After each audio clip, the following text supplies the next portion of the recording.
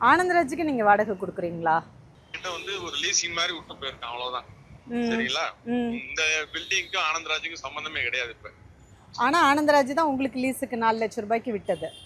அதான் ஆனந்தராஜும் கூட இப்ப கிடையாது. நான் டீலிங் வச்சுக்கிறது கிடையாது என்னோட. இல்ல ஆனா 4 லட்சம் ரூபாய் நீங்க குடுத்து இங்க லீஸுக்கு வந்தது ஆனந்தராஜுக்கு தான். ஆமாமா. இல்ல சார், இந்த பில்டிங்கோட ஓனர் இன்னொரு அம்மா. அப்படி இருக்கும்போது சரி. நீங்க எப்படி ஆனந்தராஜ் கிட்ட லீஸுக்கு 4 லட்சம் ரூபாய் கொடுத்துட்டு இந்த பில்டிங்க்கு வர முடியும்?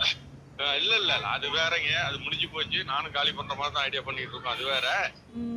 சரிங்களா? நீங்க வந்து ஆனந்தராஜ் எங்க இருக்கன்னா அவனை நேரடியா போய் பேசி இது பண்ணுங்க. ஆனந்தராஜ் தான் லைன்ல போன்லயே பிடிக்க முடியலையா சார்? இப்படி எல்லாரையும் ஏமாத்திட்டு ஓடி ஒளியறது தானே வேலையா இருக்கு.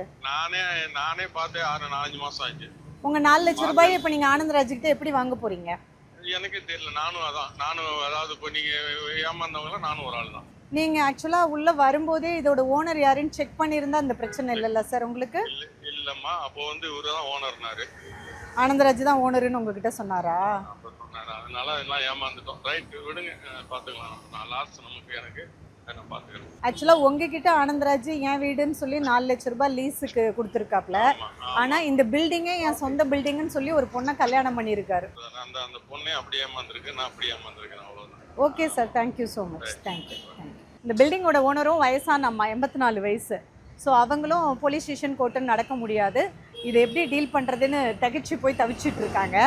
4 லட்சம் ரூபாய் கொடுத்த லீஸுக்கு வந்த திருப்பதியும் நான் ஏமாந்துட்டேன், ஓனர் ஆனந்தராஜன் நினச்சி ஏமாந்துட்டேன்னு சொல்லி தவிச்சிட்டு இருக்காரு. ஸோ அந்த அம்மாவுக்கு வாடகை பணம் கொடுக்கல. மாதம் 30னா அதுவே பல லட்சங்கள். 2 வருஷம் வாடகை கொடுக்கல அப்படின்னா இவர்கிட்ட ஒரு 4 லட்சம். ஏற்கனவே எத்தனையோ பேரை ஏமாத்தினதா நம்ம வீடியோ இன்டர்வியூஸ்லாம் போட்டிருந்தோம். இன்னும் எத்தனை பேரோ. ஆனந்தராஜ் மாதிரியான நபர்கள் இந்த சமுதாயத்தில் நிறைய பேர் இருக்காங்க. பெண்களும் சரி, வயதான பெண்கள் வீடை இப்படி வச்சுட்டு வாடகைக்கு கொடுக்குறவங்க முக்கியமாக உஷாரா இருங்க.